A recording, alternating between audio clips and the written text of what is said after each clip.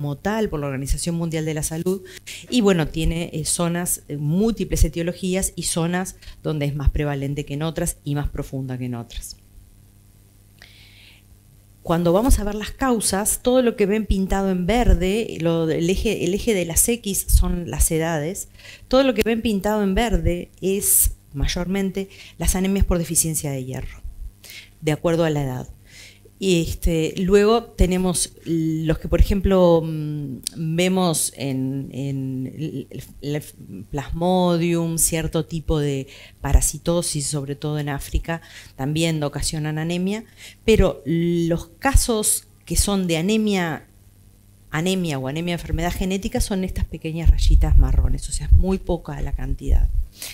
Cuando uno va a ver en la edad adulta, que es el foco en que estamos acá, lo que está pintado en amarillo allí son las que son de origen gastrointestinal, que si uno, dejando, esto es hombres y mujeres, vamos a poner de 45 años en adelante, para no considerar los sangrados relacionados con la perimenopausia, todas estas otras es la incidencia de la anemia de causa gastroenterológica, con varias causas. ¿Cómo definimos la anemia? Puede haber muchas maneras, pero básicamente es que el descenso de alguno de los elementos del conteo de los glóbulos rojos o relacionados con tal. Los hematólogos nos gusta mucho usar la hemoglobina, porque es la proteína transportadora de oxígeno y porque se relaciona mucho con una cosa que es muy importante, el síndrome funcional anémico. Uno puede estimar la severidad por cifras, pero la cifra no es el paciente. El paciente es el síndrome funcional anémico. 8 de hemoglobina en una persona con una anemia crónica que tiene 30 años no es la misma tolerancia que 8 de hemoglobina en alguien de 70 años.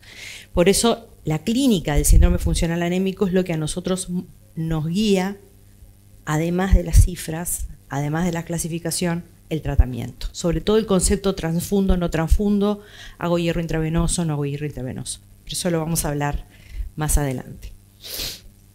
Y acá les traigo un hemograma que no sé si ven las cifras porque justo creo que quedó en el medio de...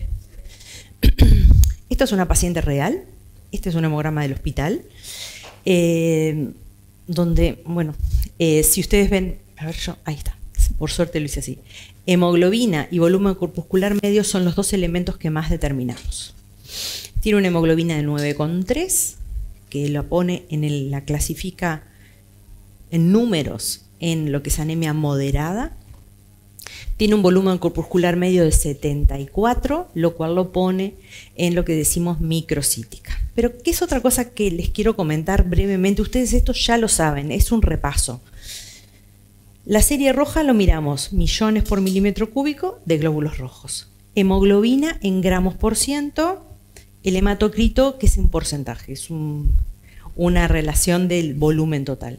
Y luego tenemos los índices hematimétricos, que son volumen corpuscular medio, hemoglobina corpuscular media, concentración de hemoglobina corpuscular media. De estas, solo miren el volumen corpuscular medio, que son el cociente de alguna de las anteriores.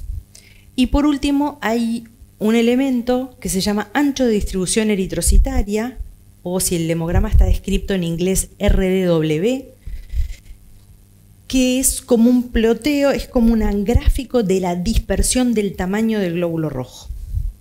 Cuando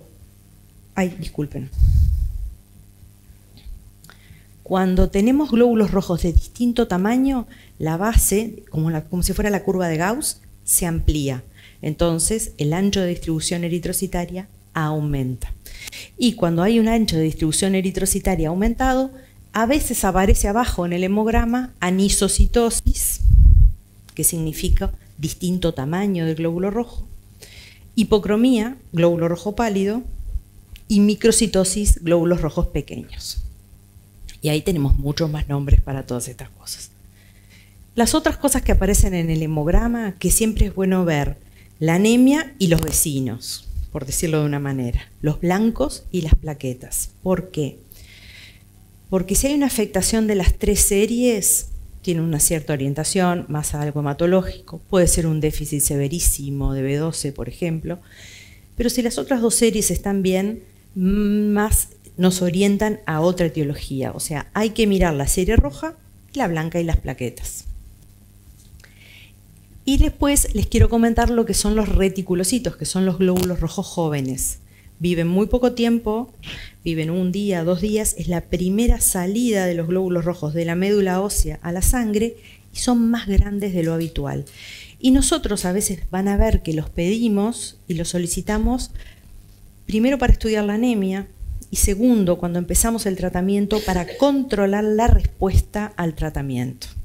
Porque cuando uno empieza a tratar la anemia, si es una anemia que no regenera porque la médula ósea no tiene suficientes metabolitos, entonces en esos casos empezamos el hierro o la B12 o el folato y controlamos a las 2 semanas y los reticulocitos suben. Entonces eso nos está dando una pauta de que el paciente está respondiendo. No sé si quieren hacer algún comentario para que no sea tan... ¿Alguna pregunta? Los reticulocitos nosotros en general los pedimos ya en la evolución. No somos nosotros, obviamente, pero claro, en realidad puede ser un estudio de inicio. Nosotros a veces, sobre todo en las anemias inflamatorias crónicas, lo pedimos al inicio para orientar. ¿Algún comentario? Sí. Seguimos. Entonces, en las anemias es muy importante la anamnesis, el examen físico y los estudios de laboratorio. Más o menos con estas 3 cosas, nosotros lograríamos tener una orientación diagnóstica en la mayor parte de los casos. Pero es muy importante la historia clínica. Yo ya sé que a veces está un poquito subvalorada, pero la historia clínica es muy importante. Y hay que ser, nosotros, cada uno tiene su propia organización en el interrogatorio, pero no hay que olvidarse, vamos recorriendo sistema por sistema para tratar de encontrar por qué lado puede llegar a venir la anemia. Tomando, como les comenté, el volumen corpuscular medio como un punto de partida, lo vamos a hacer así: volumen corpuscular medio, chico, normal o grande. 3 escenarios. Si el volumen corpuscular medio es menor de 80, entonces allí uno está orientado, lo más frecuente, deficiencia de hierro, talasemias o anemia de enfermedades crónicas. ¿Qué es lo que hay que hacer ahí? Pedir metabolismo del hierro. Metabolismo del hierro está bajo, bueno, deficiencia de hierro. El tratamiento va a ser reponer el hierro e identificar la causa. Si no, anemia inflamatoria crónica y hay que continuar estudios, pueden ser otras cosas. Si está dentro del rango normal, puede ser una deficiencia de hierro incipiente, puede ser deficiencia de folato, de B12, anemia de enfermedades crónicas, insuficiencia renal crónica, inducida por fármacos, que es de todo lo que hay que preguntar en la historia clínica. Consumo de alcohol, alguna enfermedad hepática, hemólisis, hay que saber si el paciente tiene algún elemento que sugiera un síndrome pigmentario que haga pensar en hemólisis, hipotiroidismo, otras cosas. Y ahí la reticulocitosis, la función renal y la función hepática colaboran con el armado de ese escenario diagnóstico. Y de acuerdo a los resultados, este grupo de anemias es lo que habitualmente son motivo de consulta con el hematólogo. Por último, si son más grandes los glóbulos rojos, entonces ahí puede ser déficit de B12 o de folato, puede ser hipotiroidismo, puede ser algunas enfermedades como el mieloma múltiple, que cuando las proteínas aumentan en sangre se genera una macrocitosis. También hay, enfermedades hepáticas y hay que evaluar en qué situación están. O puede ser, como los reticulocitos son más grandes, que estemos en una etapa en que el paciente está mejorando y por ahí el volumen corpuscular medio es de 100, 102. Un volumen corpuscular medio de 120, 130 es un déficit de B12, por decirlo de una manera, es un déficit importante. Y vamos al metabolismo del hierro. Cuando pedimos el metabolismo del hierro global, nos va a venir todo esto. Este metabolismo del hierro corresponde a la misma paciente del hemograma que vimos. ¿Qué tenemos? La ferritina o hierro. Está descrito en distintos, de acuerdo al sistema que trabajemos de historia electrónica. Es el hierro circulante. Y para el diagnóstico no es muy certero, porque cuando el paciente tomó hierro en las horas antes, lo puede modificar. La transferrina es la proteína transportadora de hierro. Migra en la zona de las alfa-globulinas, los mecanismos inflamatorios la pueden afectar y ella aumenta por un feedback negativo. Cuando hay un déficit de hierro, la transferrina va a estar elevada, porque es el mecanismo de compensación que tiene el organismo. Tengo menos hierro circulante, entonces voy a aumentar mi proteína para tratar de llevar más hierro a donde tiene que llegar, que es la médula ósea, para formar glóbulos rojos. Luego tenemos la ferritina. Este es súper útil, es el depósito de hierro en el sistema reticuloendotelial, o sea, hígado, vaso, médula ósea, pero tiene algunas cosas. Es un reactante de fase aguda, entonces nos puede servir mucho cuando uno está evaluando una anemia, si hay algo inflamatorio, por ejemplo, una enfermedad inflamatoria digestiva, yendo al punto, si está en empuje y tiene una ferritina alta, no es un valor que sea muy fiable. Tenemos que darnos cuenta que si la proteína C reactiva está alta, si el fibrinógeno está alto y la ferritina está alta, forma parte de ese conjunto de reactantes de fase aguda que están elevados. No se ve afectada por la ingesta reciente de hierro. Y la saturación de la transferrina, que es un valor que nos gusta mucho usar porque nos da una idea de qué cantidad de hierro está siendo transportado, y es un elemento bastante fiel con respecto al tema ferro-peña. Cuando la transferrina la saturación de la transferrina, como en este caso, fíjense que es de 3%, menos de 20% de saturación, la ferropeña es severa. Además se acompaña de que tiene 3,5 de ferritina para un valor normal de 10 a 290, y el hierro circulante en forma consecuente es de 12. También está bajo.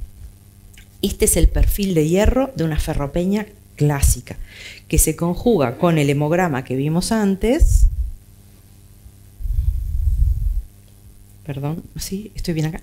9,3 de hemoglobina, con un volumen corpuscular medio de menos de 80, 74. Ferropeña.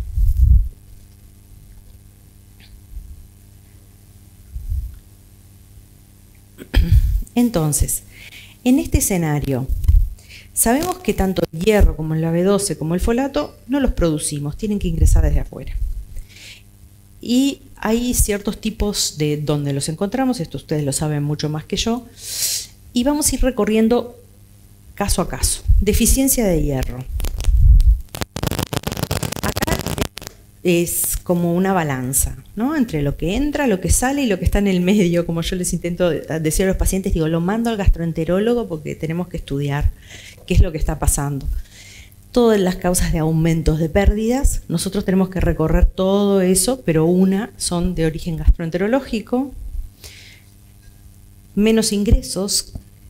Cada vez tenemos más pacientes que hacen una dieta vegetariana estricta o vegana, y eso realmente impacta en el tema de la cronicidad con respecto a la presencia de anemia, no solo por falta de hierro, sino también de B12. Y el descenso en la absorción, que bueno, ustedes saben mucho más que yo, y por eso la palabra de navegar me encantó como título de la conferencia, porque esto es un trabajo de equipo, no somos departamentos estancos. Acá tenemos que trabajar en equipo y ver qué es lo que nos parece que puede ser, porque el éxito del tratamiento del paciente va a ser el resultado de que nosotros trabajemos en conjunto y solucionemos el diagnóstico global y la reposición de lo que falta, pero además, mientras si hay angiodisplasias y las angiodisplasias no se pueden solucionar desde el punto de vista de ustedes, va a haber que hacer una reposición de hierro permanente, porque permanentemente va a estar perdiendo hierro. Entonces, es esa dinámica. Si vamos al déficit de folato o de B12, por ejemplo, hay múltiples situaciones. Las dietas, las alteraciones gástricas, medicamentos que puede estar recibiendo el paciente. En el ácido fólico, por ejemplo, el metotrexato, que es muy utilizado, todo lo que es TARV para tratamiento de la infección HIV, son antifólicos. Son antifólicos los fármacos anticomiciales, que a veces uno se saltea de preguntarlo, pero tegretol, difenilidantoína, todos esos pueden causar descenso de folato y se soluciona fácilmente con ácido fólico. O el paciente tiene una enfermedad inflamatoria o una enfermedad autoinmune, recibe metotrexate y después no hace el rescate con ácido fólico. A la larga va a afectar. Y luego las enfermedades inflamatorias crónicas, que eso es otro, dentro del enorme grupo de lo que es anemias, uno especial. ¿Por qué? Porque hay muchos conceptos en la enfermedad inflamatoria crónica. Primero es secundaria a algo. Y en el mecanismo de formación de los mecanismos etiopatogénicos en el diagnóstico, en la base de la enfermedad inflamatoria crónica, y voy a ir rapidito porque esto requiere mucho estudio, está la vedette de la hepcidina. La hepcidina, que es de síntesis hepática, es una proteína que puede subir o bajar y es como que abre y cierra puertas al manejo del hierro en cuanto a la absorción y la distribución del hierro en el organismo. La hepcidina de producción hepática se ve afectada cuando aumentan citoquinas, por ejemplo, interleuquinas, factor de necrosis tumoral. Distintos tipos de interleuquinas afectan en una enfermedad inflamatoria por distintos lados. Uno por la hepcidina. Entonces, permiso, me pongo acá. La hepcidina a nivel del tracto gastrointestinal, aun cuando aumenta, disminuye la absorción de hierro. Pero además, hacia atrás va al macrófago y evita que el macrófago libere el hierro que tiene adentro. Entonces, hay menos disponibilidad de hierro para que el glóbulo rojo forme la hemoglobina. Nosotros usamos como término coloquial mala utilización de hierro, pero la base es un poco esta. Al mismo tiempo, el proceso inflamatorio a nivel de los macrófagos secreta interleuquina y factor de necrosis tumoral alfa acá y genera una secreción inapropiada de eritropoyetina, que es otro jugador fundamental en la formación del glóbulo rojo. Y a nivel de la médula ósea reduce la hematopoiesis. Entonces, los mecanismos de la anemia de origen inflamatorio, la etiopatogenia es múltiple y el tratamiento siempre va a ser el tratamiento de la enfermedad de base. ¿Solamente enfermedades inflamatorias pueden dar lugar a anemia inflamatoria? No. Se han reconocido otras etiologías. Como si uno pusiera en grupos, podría poner lo autoinmune y lo inflamatorio, ¿no? Porque hay enfermedades autoinmunes no inflamatorias, eso sabemos. Todo lo que tiene que ver con cáncer, pero también todo lo que tiene que ver con enfermedades crónicas, dentro de lo cual se incluye la diabetes, la obesidad y algo que no es una enfermedad, pero que es una realidad, que es el envejecimiento. Entonces, es como una enorme caja de Pandora y hay que tratar de navegar y disecar. ¿Por qué? Porque aunque la anemia a veces sea leve, estos pacientes les afecta su calidad de vida y les afecta también la recuperación de su enfermedad de base. Entonces son cosas que tenemos que tenerlas en cuenta. Si uno quisiera decir, a ver, ¿cuándo me oriento a ferropeña y cuándo me oriento a enfermedad inflamatoria? El volumen corpuscular, bueno, la hemoglobina descendida, el volumen corpuscular en ferropeña está bajo, en el otro puede estar normal o bajo. Esa es la anemia normocítica normocrómica. ¿Por qué? Porque la anemia ferropénica da hipocromía y anisocitosis, pero la inflamatoria no dice nada bajo el hemograma. es anemia normocítica y normocrómica. El hierro puede estar bajo, que es la sideremia. La transferrina en la ferropeña está aumentada, pero en la otra puede estar baja.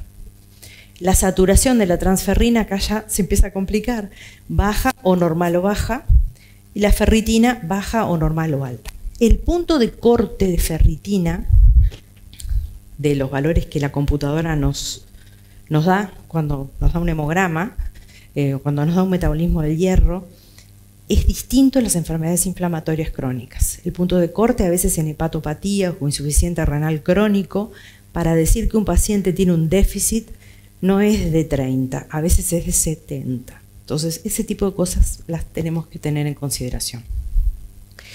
Si uno va a los reactantes de fase aguda, la proteína C reactiva va a estar alta en la enfermedad inflamatoria, cuando está en empuje. Y luego dos estudios que no son de rutina, que es la hepcidina y la dosificación de eritropoyetina, esta a veces nosotros la usamos para algunas cosas. También en el caso de la ferropeña está baja, porque quiere dejar entrar la mayor cantidad de hierro que puede, pero en la anemia inflamatoria crónica está alta, porque está parando el ingreso. Y la eritropoyetina está aumentada por el feedback negativo en la ferropeña y está normal o moderadamente aumentada en la anemia inflamatoria crónica.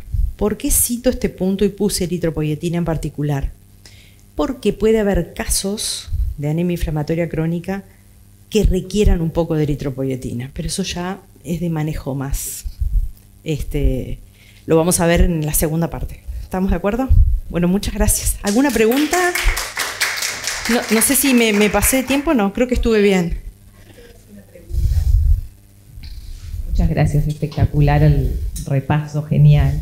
La hepcidina, se hace, yo entiendo que lo pusiste ahí como súper chiquitito, no quiero aumentar esto de la hepcidina, no. Pero se llega a hacer en laboratorios... no acá, no en este país. Nosotros hicimos la titulación de hepcidina en pacientes celíacos, pero lo hicimos como una investigación. Claro. Entonces, no quería saber porque me resultó interesante llegar a esa disquisición, pero no en los laboratorios... Hoy no está instaurado clínico como un estudio de rutina en nuestro país, pero no quiere decir que no esté en la lista del wish list, como le dicen, ¿no? Perfecto. Porque es un elemento importante. Yo creo que el concepto de hepcidina lo estamos incorporando y bueno, creo que es un elemento que es muy importante en el diagnóstico. Quizás no en todos los pacientes, pero sí en pacientes seleccionados donde la disquisición entre una cosa y otra puede ser dificultosa. Gracias.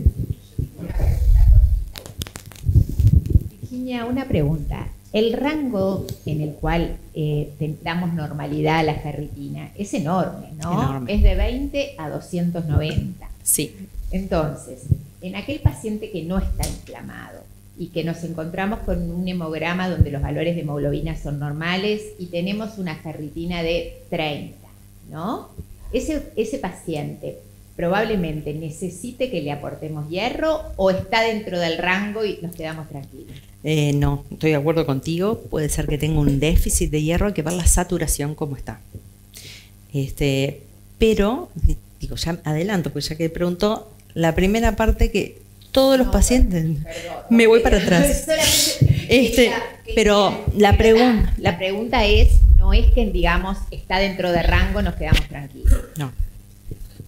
No. El rango anterior a veces lo ponen como 7. Entonces, el de ferritina, en realidad, el corte sería 30. Hay que ver los límites de la técnica que utiliza el laboratorio. Sí, es importante ver lo que sí, con el rango del laboratorio que estemos recibiendo el informe.